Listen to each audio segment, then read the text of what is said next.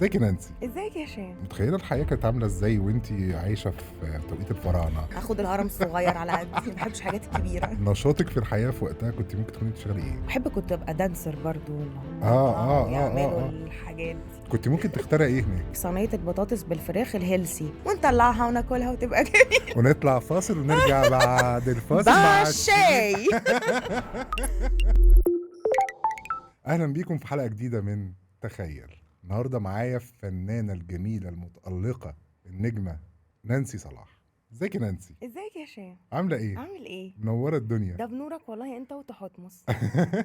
انا مبسوط ان انت نورتيني في تخيل. انا مبسوطه قوي ان انا معاك النهارده. ده يخليكي يا رب. بجد انا عمري ما رحت بودكاست مم. وتشجعت وتحمست ان انا اكون معاك. الحمد لله. عجبتني الفكره. الحمد لله. بمناسبة الفكرة أنا كنت سألتك كده، قلت لك في الأول خالص بنتكلم في التوقيت الحقب الزمنية والبتاع، فأنتي حبيتي قوي أجواء الفراعنة ليه؟ ناس بسيطه. آه. ناس بسيطة قوي وأذكياء وعباقرة مم. وعملوا حاجات احنا لحد النهاردة مش عارفين نوصل لها. صح. صح ولا أنا غلط؟ طبعا. هم بالنسبة لنا معضلة صعبة، ما حدش عارف يفكها، ولا مم. مصري ولا أجنبي ولا أي حاجات حد. كتيرة ما الناس لسه بالظبط مش عارفين نوصل بالظبط لأساسها أصلا. بالظبط. بلس ان هم ما كانوا من آلاف السنين حضارة عظيمة أصلا. ولسه عايشين آه. اهو، حتى معانا واحد منهم. أنتي مقلقة منه؟ حاسة ان هو ايده هتتحرك معاملة كده. أنتي لو كنتي آه، موجودة في التوقيت ده بجد، مم. كنت متخيلة الحياة بتاعتك تبقى عاملة ازاي؟ كنت هتبقى مثلا ملكة، ولا بنت عيلة ملكية، ولا فئة ممكن في اللاين ده، متوسطة، في ولا اللاين ده. اه في اللاين ده، راحة في اللاين ده. امم بصي، اتقالت لي برضو، انا احكي لك، ممكن احكي موقف قولي لي. بس ما اعرفش يا جماعه، يعني هو حقيقي. هو اه كان في حد مخرج انا امم شفته مره. احكي عادي صح؟ إيه، احكي عادي براحتك. مش هقول اسامي طيب. ماشي. وما شفتوش تاني، انا يعني ما شفتوش تاني، شفته امم مره. امم بس هو جه ازاي؟ احنا وقتها كنا بنعمل SNL، امم وكلمني انا وليسي محمود الليسي، امم وقال لي عايز اشوفكوا، عايز اعمل بيكوا حاجه يعني. امم قلت له اوكي. قال لي انا هقابلك لوحدك وهقابل ليسي في ميعاد تاني. كويس. مفيش مشكله. اتقابلنا عادي، راجل لطيف جدا. امم قعد بس ما اتكلمش في الشغل. هو امال اتكلم اتكلم في في حاجه ايه؟ تانية خالص. ايه هي؟ قال لي انا عملت عليكي دراسه الفتره اللي فاتت على صورك، امم صورك امم وانتي هنا في القاهره، وانتي مسافره لوحدك، امم ودايما انتي بتسافري لوحدك، وعايزه اسالك ليه بتسافري لوحدك. امم بس المهم بالنسبه لي ان شكلك كان بيتغير في صور اللي انتي موجوده في مصر في القاهره يعني، اثناء الشغل، اثناء عادي اي صور بنزلها. امم بس لما بتسافري المكان اللي هو مثلا انا بحب اروح سينا، تمام. فاضيه وهدوء ومناظر الراحة حلوه. بتاعتك بالظبط، بتلاقيها هناك. بلاقي هناك اه الهدوء. اه علشان بعد اي شغل بحب افصل، تمام. وبحب اخد بعضي لوحدي واروح. امم دي دماغي انا. امم بس انا اتعلمت سينا ازاي؟ عن طريق بنت عمتي شيراز، من وانا عندي 16 سنه. كانت بتاخدنا وبتودينا. بس لما كبرت حبيت سينا، امم وحبيت ان انا اروح سينا، امم وبقت الملجأ بتاعي في الوقت اللي انا بعد لما بكون عندي شغل واخلص، محتاجه ارتاح، محتاجه ارجع تاني تطلعي لشخصيتي على الطبيعيه. هناك. بالظبط امم اروح على سينا امم ولوحدي. جميل. قليل قوي لو خدت معايا صحاب، ولازم يبقوا صحاب مقربين ده جدا. ده في العادي في حياتك بتعمليه فعلا كده؟ بالظبط. اه. المهم، فقلت له انا بحب اروح لوحدي امم علشان اللي انا لسه قايلاه دلوقتي. جميل. قال لي طب انتي بتحبي البحر ولا بتحبي الجبل؟ امم قلت له انا بصراحه المفروض اقول لك البحر، امم بس انا بحب الجبل. دايما ببقى عايزه ادخل امشي في امم الجبل، بطلع رحلات هايكنج، امم بتمشى، امم اتمشى، وبحب اقعد ابص تتفرجي للجبال. على العظمة. بص على الجبال امم يعني بتريحني نفسيا. حلو. فالمهم هو قال لي حاجه غريبه اكتر. قال لي بس انتي شكلك بيتغير هناك. بيتغير هناك؟ ايوه، اه.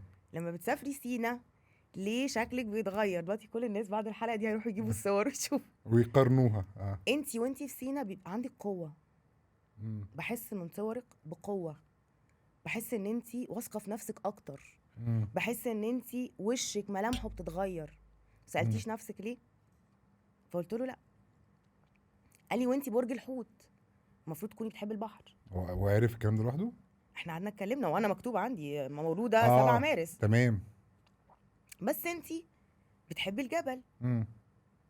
طيب ما سالتيش نفسك ان انت ممكن تكوني في عصر من العصور، في زمن اخر، كنتي مثلا بنت ملك القبيله، ولا سوري بنت شيخ القبيله، بنت حد مهم جدا في ليه علاقه بالجبال مم. كان عايش في الجبال وقتها. فالموضوع ده بالنسبه لي اللي هو انا ده خفت ده منه مريب. شويه، انا خفت شويه، خفت شويه. اه. بس اتبسطت من جمله قالها. قال لي عامه اكيد اكيد في مم. حد كان عايش في وقت من الاوقات شبهك، والحد ده كان قوي قوي، والحد ده كان ذو سلطه، عشان كده الحد ده بيحبك تيجي لوحدك علشان يديكي طاقه ترجعي بيها تكملي تاني. ده بجد؟ ده الكلام اللي اتقال لي. اه. ده بس ما شفتش الراجل ده تاني بجد، اختفى؟ ما شفتوش تاني، ما اتكلمناش تاني. حاولتي تكلميه طيب؟ ولا هو اللي المفروض كان بيتابع معاكي المفروض اصلا كان اساسا المقابله شغل، ما اتكلمش في شغل، اتكلم في الموضوع ده وخلاص. على ما اتذكر لان الكلام ده كان من كذا سنه. امم. ما شفتوش تاني بجد، ونمرته عندي على موبايل القديم، هو مم. معايا، مش هطلع لكم النمره، مش هقول لكم اسمه. موضوع دي حاجه من الحاجات، موضوع موضوع يخوف شيق شويه قوي. خير. او اه. انا فانت جايلكم من عصر اساسا تاني. انت جايه من عصر تاني وده اللي اصلا. هنكتشفه في اخر الحلقه. واخبار العصر اللي انت جايه منه ايه؟ جميل جميل جميل جميل جميل جميل اهو ابن عمي. كنت متخيله بقى الحياه بحكم القصه الجميله اللي انت قلتيها دي، متخيله الحياه كانت عامله ازاي وانت عايشه في توقيت الفراعنه؟ لا بص انا عامه الحياه غير الحياه طبعا اللي احنا فيها كلنا جزئيا. ايوه، اه. موضوع ان مفيش عربيات ودوشه ايوه. وزمامير وده دي ما راحه نفسيه رهيبه. ياه، مفيش ونبقى سامعين تلوث. رياح اه. وسامعين الحاجات وهي ماشيه في الارض، اه. وشايفين حوالينا براح. مم. طيب، وبناكل من الارض من غير ما يكون ايوه. مرشوش عليها اي طبيعيه حاجه. جدا وصحيه جدا. يعني لا وقتها حياه عصر. تانية خالص. وتبقي ساكنه في الهرم على طول. ممكن عادي اخد الهرم الصغير على قدي، ما بحبش الحاجات الكبيره. انت عارفه اصلا الحركه نفسها حتى وسائل النقل نفسها، كان في الناس كلها هناك في العصر ده عربيات عربيات يعني العربيات الحربيه، بس دي بعد كده بعد كام سنه. وقبل كده بقى الخيول، الحمير، قوارب في النيل. ايوه، وكان نفسي ابقى فارسه وانا سيف اه. بقى كنت واحارب. هتحاربي؟ كنت هتنزلي تحاربي؟ انا عندي الشجاعه ان انا اقدر احارب. والله ده جديده دي. كنت تبقي على وش كده الجيش وتنزلي تحاربي؟ لا انا ورا سيدة؟ بابايا. لا. في ظهر الملك هتلاقيني على طول، انا تعداش الملكه. حدودي. انا في ظهر الملك بوشوشه في ودانه اقول له اضرب. انت بس شايف؟ انا صح عايزه اقول لك على حاجه كمان قولي. حصلت لي برضو يا جماعه، برضو عشان قولي قصص حقيقيه. مواقفك جميله. قولي. وانا راجعه من سينا برضو. وانا طلع لك نفس راجعه، الشخص ولا ايه؟ لا لا لا لا لا، وانا راجعه من سينا ونزلت رست اجيب منه ميه، ماشي. شاي بتاع حلو. قهوه. فكان في باص سياحه جميل. راجع على القاهره، مم. ومعاه مرشد سياحي جميل قوي. وقتها شعري كان كيرلي طبعا، الكيرلز بتاعتي المعروفه. وانا واقفه وموطيه كده، وفي قدامي زي تيبل كبيره مليانه بونبوني والبان، وانا غرقانه فيهم وعماله بنقي منهم. ففجاه بقى على يميني وشمالي اجانب، وفي الراجل اللي هو المرشد السياحي، وبيقول لهم look at her. انوبيس. انوبيس، وقال انوبيس. فقلت له ايه انوبيس؟ خير. يعني بصيت لهم، قال لي انت عارفه ان انت شبه الاله انوبيس؟ دي حكايتك يا نانسي. والله قال لي كده. قلت له ايه الاله انوبيس؟ قال لي ادخلي اقري عنه، انت شبهه جدا. ومشي. والاجانب اتصوروا معايا. بقيتي مزار سياحي. الحمد لله. لا بس ودخلتي الموضوع ده طيب لا سرشت بس على الموضوع؟ لا بس موضوع التصوير الاجانب ده معايا من وانا صغير. ماشي، هحكي لك. وديد. انا جوز عمتي الله يرحمه، الله يرحمه، جدو يحيى شعيب، كان هو مشارك او ماسك اداره اوتيل مم. في شرم الشيخ. جميل فاحنا كنا خميس جمعه سبت بنروح عند جدو يحيى. جميل. ماشي. مم. وقتها انا كنت صغيره في مدرسه، مم. فلما بروح له الاجانب كانوا بيوقفوني كده ويوقفوا على يميني وشمالي يتصوروا معايا، وحياه رحمه امي عشان ملامحك مصريه اصيله. وشبه معرفش وقفوني كده والله العظيم كده، وانا ببقى واخده لون من الشمس اه. ومن البحر، مم. فلوني بيبقى كمان اسمر اكتر. مم. انا بحب اخد اللون السمار ده، التان ده بحبه جدا عامه. وبقالي كتير ما سافرتش عشان كده مش مسمره انف، بس وعد هرجع اللون تاني. وكانوا يوقفوني ويتصوروا معايا مم. وانا من وانا صغيره. ملكه مشهوره من زمان يعني. الحمد لله رب العالمين، الحمد لله الحمد لله يا رب. انت متخيله الحياه بتاعت الفراعنه دي كانت احلى ولا الحياه بتاعتنا احلى؟ ده الفسيخ احنا عارفينه منهم بتحبي الفسيخ؟ جدا يا سلام. والله العظيم، ولا عمري احبه. مدمنه، ولا عمري احبه. مدمن فسيخ، ده وبموت يجيب في ريحته. ماشي. ريحته تجنن، احلى من اي بارفان. والله العظيم ده متعب ده للاعصاب. بيجنن. لا لا ده مزاج ده، الا الفسيخ. كنت زمانك اسست الفسيخ معاهم. فتحت شركه. ده كان البيزنس بتاعك هناك بقى. عندي شركه فسيخ لا متخيله من ضمن بجد. شركاتي، يعني عندي متخيله بجد احلام كان كتير. نشاطك في الحياه في وقتها كنت ممكن تكوني بتشتغلي ايه؟ حته برضو الابداع ولا ممكن تكوني صاحبه، مش عارف اقول لك ايه، مثلا مخترعه الحاجه مثلا، حاجه زي كده. ممكن اكون مربيه، معلمه، استاذه. استاذه. في المعبد وتدرسي هم كانوا بيعلموا في المعابد. ممكن اكون كده. واهتم بالحته بتاعه التعليم بقى. كان نفسك اصلا تطلعي في السكه دي؟ لا خالص، بس انا عامه لما انت قلت لي كده رجعت نفسي كده. لا انا ربيت اطفال كتير في عيلتي. عمر ولارا وهنا، انا ربيت كتير قوي. انا توقعت ان انت تقولي حته برضو الابداع سواء الفن، خصوصا هم كان عندهم لا فن. ما انا هنا في الحياه دي فنانه، فنشوف شغلانه تانية نسترزق منها. ممكن مثلا. لا والله العظيم، بس يعني ما اعرفش، انا بعرف اعمل حاجات كتير. ما اعرفش. لعلمك هم كان عندهم فن اصلا عامه في التوقيت بتاعهم. كان في معبد على ما افتكر في سوهاج. احب كنت ابقى دانسر برضو، اللي هم يعملوا الحاجات دي. وتخيلي وتخيلي كده مثلا الملوك والحياه الفرعونيه كانوا بيعملوا حفلات. واتنين ملوك يتخانقوا عليا. تحفه. انا هديكي المعبد ده وانا هديكي القريه وانا بقى دي. مش طايقه الاتنين اصلا. لذيذه يعني. انا في حاجات حلوه ممكن نتخيلها وتطلع هناك. وممكن كمان الواحد كان عمل له اختراعين 3 عاشوا. كنت ممكن تخترع ايه هناك؟ انا من العصر الجديد مثلا شايفه ايه اللي كان ممكن ينفع معاهم هناك؟ بوتاجاز. بوتاجاز. عشان الاكل. انت بتحبي الاكل. انا بحب الاكل جدا، وعشان كده اخترتي البوتاجاز. وعندك الخضار وعندك الحاجه عشان يعرفوا يحطوا الاكل ما يبوظش. يبقى الاثنين، يبقى مطبخ بقى. ماشي. كملي المطبخ للاخر. وفرن. انت اصلا اكيله؟ بحب الاكل بس مش اكيله. تحبي تعملي اكل؟ لو انا عايزه اكل قوي هقوم اطبخ. والله. لو عايزه اكل اكله حلوه هقوم انا اطبخ. اكتر حاجه بتتفنني فيها ايه؟ لا عندي كذا حاجه وبيطلب مني، يعني انا اوردرات خاصه يعني. من صحابي ومن قرايبي. يعني انا مشهوره قوي بصينيه البطاطس بالفراخ الهيلسي. من غير زيت ومن غير سمنه ومن غير اي حاجه. دي في الفرن على طول. بتتحط في كيس حراري. بتتبل الفراخ وبتتبل البطاطس، بنحطها في الكيس الحراري وبنشق الكيس عشان ما ينفجرش في الفرن، ونسيبها ساعة ونص تهري وتنكت في نفسها، ونطلعها وناكلها وتبقى جميلة. ونطلع فاصل ونرجع بعد الفاصل مع الشاي.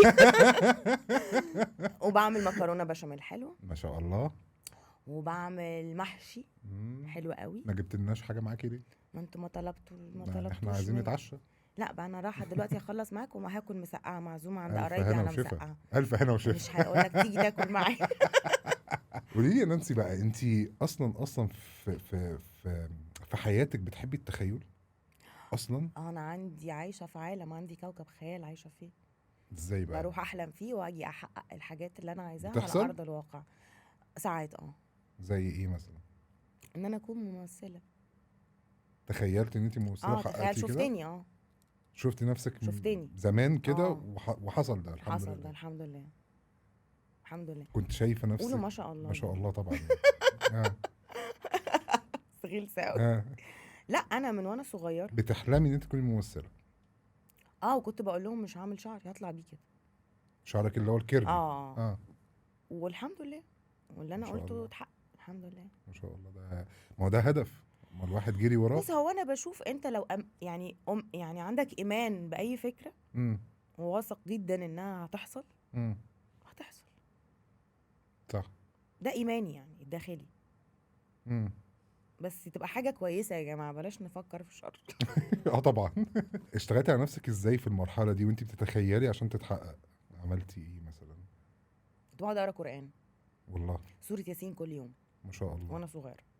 ما شاء الله. حافظاها الحمد لله. ما شاء الله. الحمد هايل. لله الحمد اه. لله الحمد لله. واتحركتي في سعيتي بقى في شغلك وخطوه خطوه لحد ما الدنيا الحمد لله ظبطت. بقعد اتخيل، يعني مش تتخيل، ساعات احنا كبني ادمين بتحصل لنا زي ديجا فو، بنشوف نفسنا في حته، امم. في موقف، في حدث، امم. وبعدين بعد سنين تلاقي نفسك يتحقق. حصل الحدث ده، اه. وتسأل انا الموقف ده عدى عليا قبل كده. بسيناريو الحوار اللي احنا قاعدين بنتكلم بيه بالظبط اساسا كمان. بالظبط بالظبط اه. بالظبط. فدايما انا بشوف يعني اكتر حاجه ممكن الانسان امم.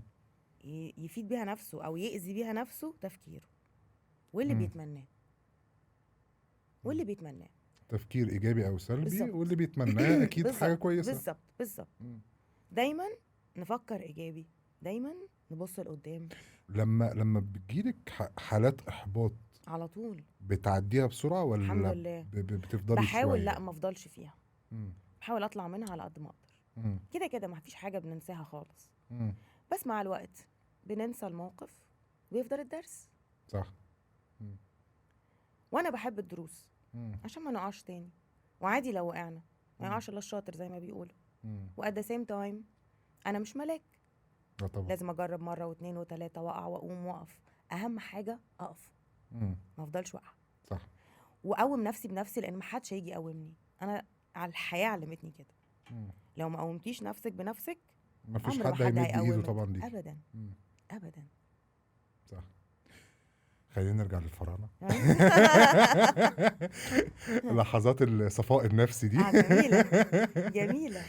شايفة الحياة الفرعونية أو الحياة القديمة بشكل عام، سواء فرعونية أو بعد ذلك يعني، شايفة الحياة كل ما بتتقدم بتزداد صعوبة ولا قوي. بتزداد سهولة لا صعوبه، مع التطور اللي احنا فيه طبعا؟ صعوبه جدا، والله. صعبه جدا مم.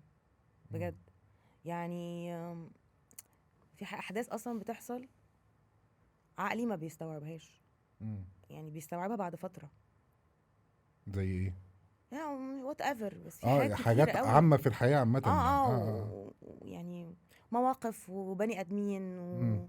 وحاجات بتحصل بتخليني عقلي يتشل، مم. يتشل من اللي هو شايفة ازاي كده. شايفة التكنولوجيا نفسها ليها عامل رئيسي في الحاجات دي؟ اكيد طبعا، اكيد طبعا. مم. بص كل حاجه ليها مميزاتها وكل حاجه ليها عيوبها. مم. اكيد. زمان واحنا صغيرين، افتكر كده مم. اهالينا وقت المدرسه كانش في غير تلفزيون. بالظبط. هل التلفزيون كان بيبقى مفتوح 24 ساعه؟ لا، الساعة 10 كان بيقفل. هل انت بترجع من المدرسه تتفرج على التلفزيون؟ لا. ذاكر، اتفرج على التلفزيون. مم. وفي اليوم الخميس بس هو اللعب، او الخميس والجمعة. ونتفرج بالليل على فيلم، ونتجمع في العيله على فيلم. بالظبط. في الكلام ده دلوقتي؟ لا خلاص، كله بقى داخل في كله. كله اونلاين. اه. حتى العزا بقى اونلاين، مم. حتى سلامتك بقت اونلاين، كله من الموبايل. كله اونلاين. مم. وحش الاونلاين. بوظ الدنيا مم. خالص. مم. متخيلة الذكاء الاصطناعي الاي اي والحاجات دي اللي جاية دي؟ مرعب. مرعبة. قريتي عن اللي بيحصل؟ متابعة التطورات اللي بتحصل؟ طبعا بشوف اللي بيحصل، والاي اي. مم. في حاجه، البتاعه اللي بيحطوها هنا ويناموا كده وعينيهم بتتقلب جراي، مم. رعب. مش عارفه اسمه ايه، فاكره اسمه، في حاجه كده طالعه جديده في امريكا. هو الفيلم بلاك ميرور، بس هو ما مم. اسموش بلاك ميرور، اسمها حاجه تانية. مم. بيدوسوا عليها وبيروحوا في عالم افتراضي. ادخل شوف شكلهم. مم. اول ما بيدوسوا بيعملوا كليك على الكبسولة اللي محطوطة في دماغهم دي، مم. حرفيا اكنهم زومبي. بيعملوا كده وعينيهم بتبقى جراي يا نهار اسود. جراي.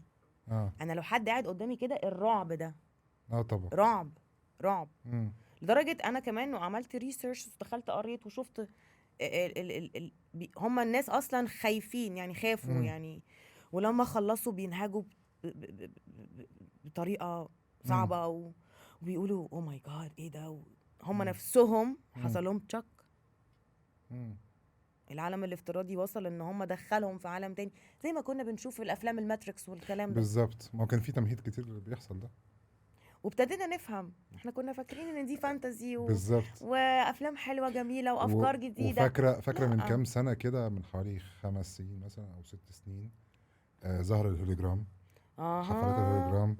بقينا نشوف ام كلثوم لايف وعبد الحليم لايف. وبعدها بكام شهر او بسنه بدانا نشوف في حاجات بتقول لك الحق ده في ابلكيشن جديد، صوره بابا وصوره ماما وصوره خالته وصوره بتخليهم مش عارف يتحركوا. بيتحركوا. فخير، الله والاي يرحمهم. اي دلوقتي بقى اه يعمل شكلنا وينسخه ويلبسنا انت ويقلعنا عارفه انت. ويحط لنا شعر ويلبسنا اه حاجات اه ويشيل اه لنا اه, الحاجات آه. ويرفعنا ويتخننا. لا، في رعب. موضوع مرعب قوي. مم. انا في ناس عامله لي صور اي اي عندي، مم. منزلاها. نص الناس فاكره انها انا، دي مش انا. بجد والله. والله العظيم. يعني سيشنز معموله باشكال مختلفه ليا، انت منزلاها على صفحتك يعني ولا معمول ناس؟ فيها كولاب، اه ناس عاملينها. اه. هي حاجه حلوه امم. بس مش حقيقيه. مش انا، بس مم. هي انا. اللي هو انا صدقت ان انا. انا عملت فوتو سيشن وانا قاعده في البيت، مم. وظهرت بكذا لوك وانا قاعده في البيت. مم. فهمت قصدي؟ موضوع مخيف قوي. طبعا. وده انت شايفه ان هو اصلا كمان مع اللي بيحصل ده بسرعه هيلغي، او مش هيلغي، مش هقول، مش عايز اقول يلغي، هيأثر على الشغل الابداعي. يعني هيخلي مثلا كارير ممكن زي الفنانين. ممكن انت فنانه، ممكن. انت وانت قاعده في بيتك ممكن تروح تصوري مشهد وترجعي. كل شيء جايز. ممكن وانا قاعده في بيتي عامه مم. ممكن توصل لكده. وممكن يتخلوا عن الممثلين خالص مم. ويخلقوا ممثلين. عالم موازي. كل حاجه بقت ممكن في العصر ده. عالم موازي مرعب. ممكن. مم. ممكن. ربنا يسترها. ربنا يسترها علينا والله. خلينا نضحك شويه بقى.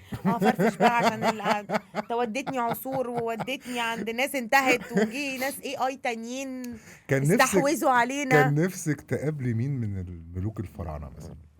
انا اه. كيلوباترا. اشمعنى؟ قمر.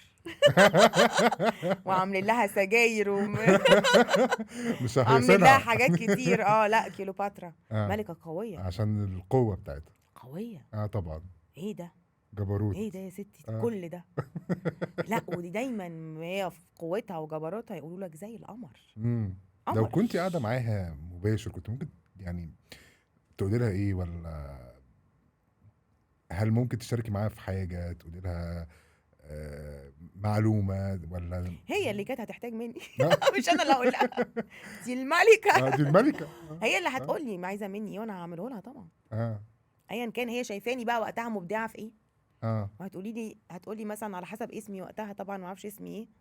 نانسي. اعملي لي نانسي كذا. راع. نانسي رعد. هي هتقولي بقى اعملي لي بقى كذا وسوي لي كذا، امم. وعايزه المعبد ده بالشكل الفلاني. انا وكنت بحب الالوان، ممكن الالوان. الون لها. اه. واحب الافكار، طلع ما افكار هو كان كويسه. في نحت وكان في ليله اكيد. ممكن ابقى اعمل الحتت دي معبد. برضو تصدق مناطق حلوه حلوه قوي، قوي. حلوه قوي. اه اه. انا اعمل معبد، انفذ معبد. وتزهقي تنزلي تتمشي على النيل كده انا عامله وبتاع. بحيره اوريدي، بحيره ملح بتاعتي. كومباوند بيراميدز في سيتي. صحباتي وحاطه شموع all over the place. لو قلت لك دلوقتي انت مجال التمثيل بقى نفسه، امم انت بدأتي ازاي اصلا؟ يعني صدفه. صدفة. امم ازاي؟ في الباركينج بتاع البيت. يعني ايه؟ كنت في رمضان، وكان في عربيات الفرحة بتاعت كوكاكولا، امم فاكرها؟ امم وكانوا بيعملوا السيت اب بتاعهم في الباركينج بتاع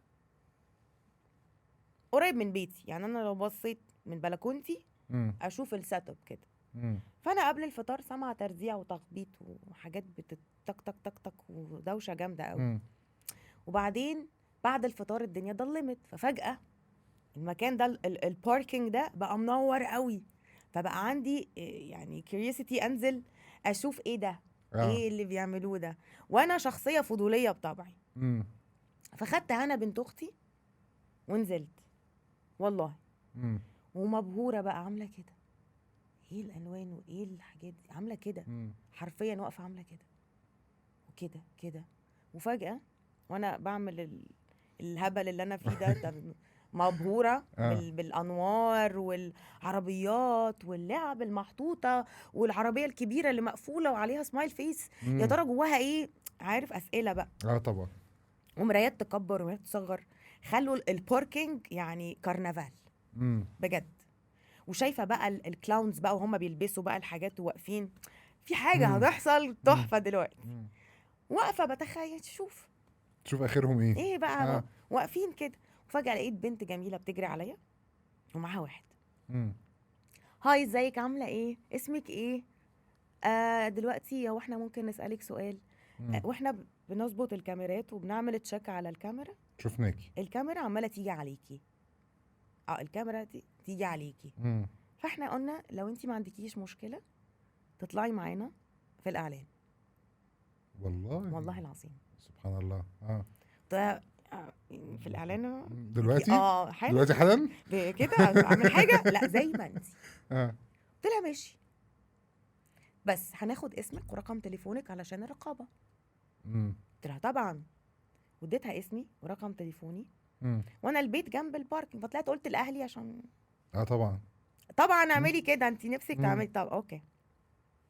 وصوروا الكرنفال والناس كلها جايبينهم بيأكتوا بقى مع اللعب ومع الكلاونز بقى ومع الكرنفال. امم وانا متاخد لي شط، ما فهمت بقى امم قد كده. بعمل ايه؟ فرحه على فرحه تجمعنا، بعمل كده بس. تليفوني رن. اه هاي، ازيك يا نانسي، انت لسه عامله اعلان كوكاكولا؟ ده بجد. والله اه عايزينك في اعلان حلواني. الله الاعلانات فتحت. ودي كانت البدايه. امم انا الحمد لله يعني انت اصلا خريجة اعلام صح اداب كده؟ اعلام، ما كنتش لسه خلصت. اه وانت في الكلية وقتها. اه، اه كنتش لسه خلصت. اه انا عيلتي يعني اصحابهم واصدقائهم يعني امم من الفن، امم وبيجوا لنا البيت والله يعني. امم بس انا ما بحبش. تتوسطي. بالظبط، امم عشان انا شخص خجول امم بطبعي، يعني ما اقدرش اسمع نقد لاذع في الشارع. دلوقتي اوكي خلاص بقى عندي مناعه، امم بس في الوقت ده لا، ما اقدرش ابقى مثلا بمثل وحش والناس بقى تطلع تكتب وحد عني اه ويقول لي انت اه مش عارف ايه. فالموضوع ده يضايقني جدا امم وقتها.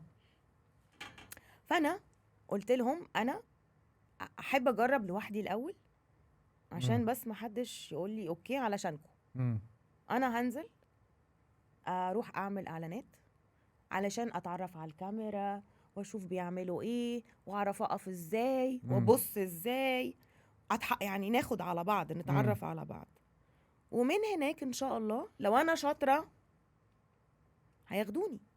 امم واتفقت انا وبابايا على سنتين حلو. علشان عمري ما يضيعش واشوف شغل تاني امم والكلام ده. وفعلا السنتين خلصوا امم وانا ما عملتش حاجه. مفيش حاجة. بس وقتها كان في حاجتين. امم كنت عملت مشهدين في سجن النساء. سجن الناس ده كان 2013 ايوه، تقريبا ايوه، 14 مع حاجة كده. استاذه كامله ابو ذكري. امم ووقتها استاذه كامله بعد لما خلصنا اه قالت لي ما تاخديش ورشه ابدا، ما شاء ابدا، الله. اه ابدا. اوعي، ربنا مديكي حاجه طبيعيه بليز حافظي عليها. امم احنا لما نلاقي دور صعب هنقول لك خدي الورق وروحي الكوتش، روحي المدرب يتعامل معاكي، امم يعلمك مش يديكي اداء. امم ودي تفرق كانت اه مهمه. طبعا. وبعتتني الاستاذ علي ادريس. امم رحت الاستاذ علي ادريس. كل ده بجد كان صدفه، والله كل ده صدفه، الحمد لله رب ما العالمين. سبحان، انت من اول الاعلان وانت بتقولي لي كل ده اصلا صدفه، ووجودي مع استاذه قدريا كامله كده. صدفه اه. وكده. وهي ربنا الحمد لله بيسهلها سبب بيجيب سبب. وبيجيب سبب، اه. وفي ناس كويسه كانت في الطريق حتى تفتكرهم طول الوقت سبحان بذكرى الله. حلوه اه وجميله. طبعا. آه. فاستاذ علي ادريس بعد ما خلصنا اول مشهد قال لي لا لا لا لا لا، تعالي انت مم. منين؟ من الحته الفلانيه. مم. اصولك ايه؟ سعوديه. مم. خريجه ايه؟ انا بدرس ايه، اداب اعلام. مم. طب روحي، بس كده. مش هصور، مش هكمل معاكي. ده ليه؟ وده اللي انا سالته له. اه. قال لي حرام عليا احرقك، حرام عليا الوش ده احرقه. مم. نانسي من فضلك حافظي على وشك عشان ما فيش زيه. ما شاء الله. مم. ده كان استاذ علي ادريس. مم. خلاص بعدها انا بقى استنيت حد يكلمني، برضو ما حدش يكلمني. اه. فكان اخر يوم في تصوير بعمل اعلان، واليوم ده خلاص اخر يوم في المهله اللي انا واخداها من بابايا. مم. كان معايا صديقي اسمه عمرو، وعمرو كان رايح يعمل كاستنج لفيلم سكر مر بتاع استاذ هاني اه. خليفه. تعالي معايا يا نانسي، وانا مش هروح وزعلانه مم. ومروحه وخلاص. مكتئبة بقى وقتها. اه. وقعد يتحايل عليا ساعه، وانا كانش معايا عربيه وهو كان معاه عربيه، مم. وانا وقتها ساكنه تجمع. حلو. فقال لي هتروحي وانت شكلك عامل كده، اخلص الميتنج بتاعي مم. الكاستنج اللي عندي وانا هروحك، مم. وانا هتكلم مع انكل وبتاع ولازم وحرام تقعدي وما ينفعش. مم. مهم، طب هستناك في العربيه. ده مش منظر اطلع بيه للناس، لا مم. هتطلعي. طلعت، قعدت على كرسي لما شعري زي كده، بس مفيش كمان كوش بقى، مم. ومبوزه. خير. اه. مم. عايزين ايه؟ ففي واحد جالي، اسمك ايه كذا كذا، معانا في الكاستنج، لا هديكي ورق تعمليه. مم. وقتها انا كنت متضايقه وعارفه ان مفيش فرصه تانية، مم. قلت له مش هعرف اعمله. قال لي ليه؟ قلت له خلاص انا مش بعد النهارده مش هينفع امثل تاني، مم. ومش يعني مش هينفع يعني. وفعلا ما عملتش الدور ما ده. عملش الكاستنج، والله. والله ما عملته. اه. وقال لي طب هصورك صوره. قلت له اتفضل، وما قمتش من مكاني، مم. صورني وانا قاعده. بسبب ما شاء الله برضو الملامح. اه. هو ملامحي بيدوروا عليها، وهقول لك ليه. اه. خلاص خلصنا ومشيت ومفيش اي حاجه. مم. روحت بيتي عادي جدا، مفيش اي، مفكرش في الموضوع اصلا. خلاص. تليفوني رن بالليل، استاذ هاني خليفه، المخرج نفسه. اه. انت ما عملتيش الكاستنج ليه؟ مم. قلت له اصل خلاص بابايا يعني قال لي رافض الموضوع. مش هشتغل تاني وكده. تعالي لي يا نانسي دلوقتي. مم. قلت له اجي لحضرتك فين؟ مكان الفلاني. رحت، مم. كان في ناس اوريدي قاعده بره، بنات يختاروا كانوا منهم، شغالين. سمر برضو. هي مم. كانت الحاجه المهمه لازم يبقوا سمر. مم. قعدت، بنات طبعا دخلوا قبلي ان هم عاملين كاستنج، فدخلوا مم. تاني، وانا قاعده بره. دخلت، بصيت في الورق، مش عارف ايه حصل طبعا.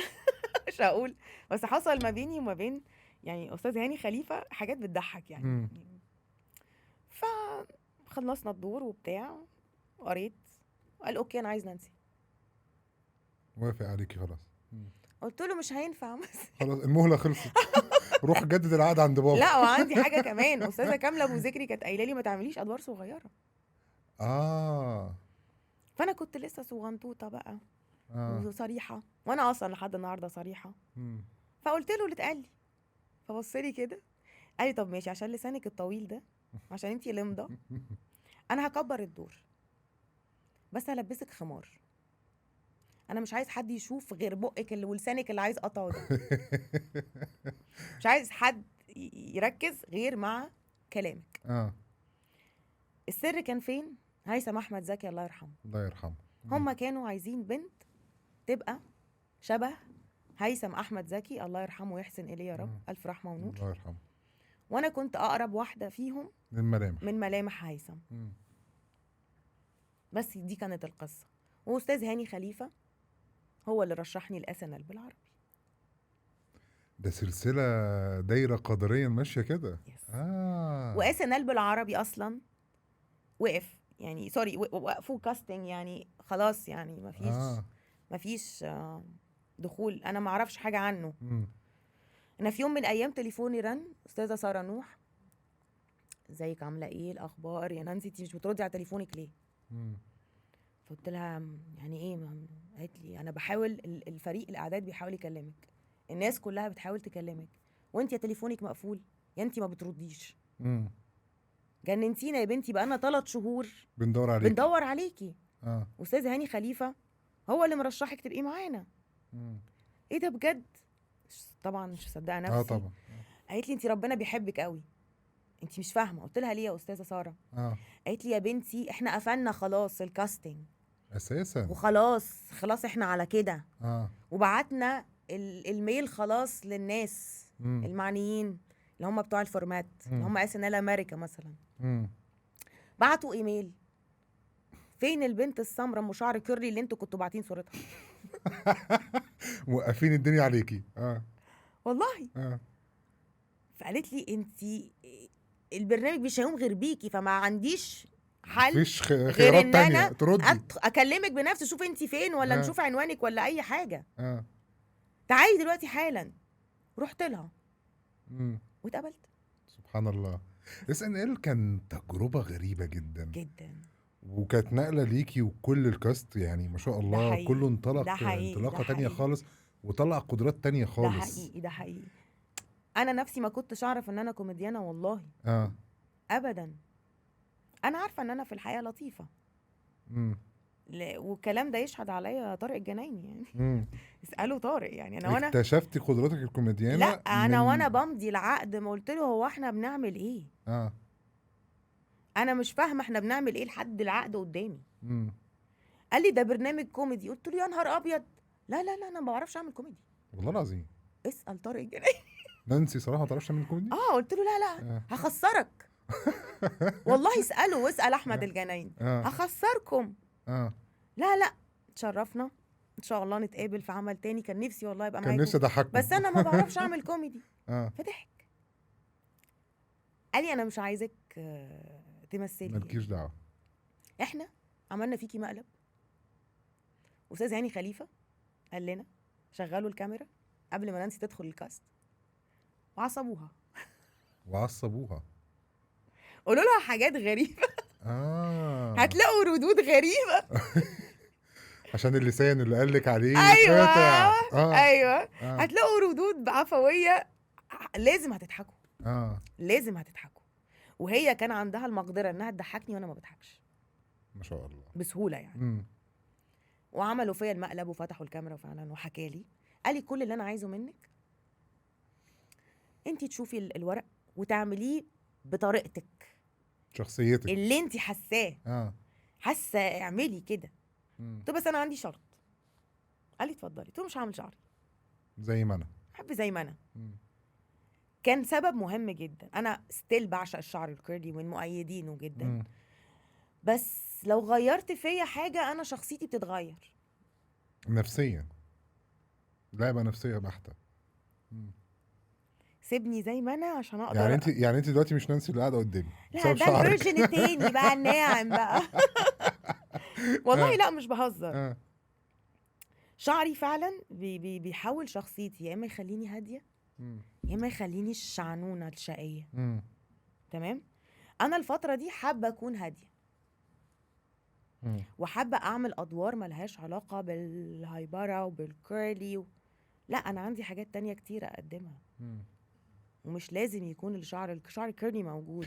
ايه وهتفضل ابرز، هويتي. ايه اهم يعني ملحوظة سمعتيها من الضيوف اللي جم في اس ان ال عنك، لا، كان في حاجات او كتير. نصيحة تفتكريها مين قالها لك مثلا؟ في اس ان ال اه لا، في نصايح كتير وفي حاجات كتير حصلت. والله. هما ما شاء الله حلقات كتير اساسا. في حاجات كتير حصلت قوي. اه بص، هو اس ان ال هو اللي علمني. مم. اس ان ال بالنسبه لي انا كان ورشه. مم. اتعلمت تطوير فيها، تطوير على طول. مم. اتعلمت فيها اقف على مسرح، اتعلمت فيه ازاي يبقى عندي ارتجال، مم. صوتي ظبط. كنت خايف طبعا، الخوف مم. بيغير اه طبعا. نبرة الصوت، واولها كده تطلعي قدام جمهور. مم. ده برضو فضل من ربنا انه اداني القوة ان انا اقدر اقف. مم. بس انا سبحان الله قبليها كنت برضو حضرت نفسي بطريقة ما. كان في مسرحية اسمها 2 إلا ربع مم. مع ناس جميلة، سمير ومحمد إبراهيم يسري، مم. ناس جميلة. أستاذ سمير مجموعة ده جميلة المخرج طبعا. والكاتب اه. ناس كتير. والمسرحية دي ما كانتش بناخد فيها فلوس، مم. بس اتمرنت فيها سنة ما شاء الله. وعرضت 2 عرض، مم. ومضيت SNL في 3 عرض بس ملوش علاقة بالمسرحية. مم. انت فهمت قصدي؟ ترتيب فهمت، ربنا. اه طبعا. ترتيب ربنا. الاقدار بتتأهل ازاي. ألف حمد اه. وشكر ليك يا رب. اه. بجد مم. بجد. SNL كل المشاعر اللي ممكن تعدي على بني آدم هي عدت عليا. مم. كل المشاعر، اكتئاب وحزن وفرح وسعادة غامرة ايه كله كله كله كله. ايه الفرق ما بين التوقيت ده في الفن والتوقيت بتاع الجيل بتاع سعاد حسني وشادية لا دلوقتي وقبل كده كمان؟ مش عارفة، أنا عندي رأيي وهخليه نفسي اه. يعني، فاهم؟ بس ممكن أقول حاجة صغيرة. قولي. إحنا بقينا كتير مم. كتير بقوا. ممثلين. مم. زمان ما كانوش كتير، مم. والمميزين في أماكنهم ناس معينة، مم. ومش أي حد كان يمثل. مم. مش أي حد كان يطلع ويمثل. كانت الأهالي حتى لا، مم. يعني الموضوع كان صعب. اه until now طبعا. مم. until now بيخافوا برضو شوية مم. عشان التوقيت، ويخافوا عليهم والسفر وهكذا. تمام. اه. بس دلوقتي الدنيا صعبة، ربنا يكون في عون كل ممثل بيشتغل دلوقتي. مم. الدنيا بقت صعبة، وان انت عشان تشتغل مش سهل. على عدد الناس اللي موجودة او على عدد بتمثل. الناس اللي موجودة مش سهل. اه. وكل يوم بيطلع مواهب جديدة. مم. فاهم قصدي؟ وبيدوروا على فرص هم كمان، وممكن يكونوا شاطرين برضه. وفي ناس يا اه. حبايبي كتير ياما مم. حاولوا، وياما مم. وعندهم مم. حاجة بس ما عرفوش. مم. هو النصيب. ايوه طبعا. انا في الاول وفي الاخر بسميه نصيب. ايه لو الدور ليك هتجيلك. ايه الدور مثلا لو قلت لك كان نفسك لو كنتي في الدفعه الجميله اللي بيقولوا عليها الزمن الفني الجميل يعني، لو كنتي في التوقيت ده هتأدي دور، كنت ممكن تأدي دور مين؟ أأدي دور مين ولا أبقى مين؟ لا، تأدي دور ايه، فيلم ايه او عمل ما يعني، كان نفسك تبقى انت اللي بتعمليه؟ ده سؤال صعب قوي اه. قوي. بحكم شخصيتك اكيد يعني. يعني أنا بحب كل أفلام سعاد حسني امم. وكل أفلام إسماعيل ياسين، وعلى حفظ الألقاب. اه طبعا. وبحب صباح. مم. يعني كان نفسي قوي في الفيلم بتاع عبد الحليم وصباح لما كان في المدرسة. مم. اه. وفي فيلم تاني طاقية الإخفاء. سرقة عيد الإخفاء. اه. كنت كان ممكن. نفسي أنا اللي يبقى معايا الطاقية. والله كنت تعملي بيها ايه؟ يا حاجات كتير قوي، كنت هجيب حق المظلومين والله. بس. بس خلاص. مم. لو معاكي سجادة بتاعت علاء الدين. مثلا، والسجادة دي هتسافر بيكي عصور، تاخدي مين معاكي في كل عصر؟ مين معايا في كل اه، عصر؟ تاخدي الرحلة دي. لو قلتي مثلا رحلة زي الفراعنة، زي توقيت الفراعنة احنا بنتكلم عليه. هاخد أستاذة سوسن بدر اشمعنى؟ نروح مع بعض. اه. لا. الملامح المصرية كلها. آه. اه. انا هتحامى فيها.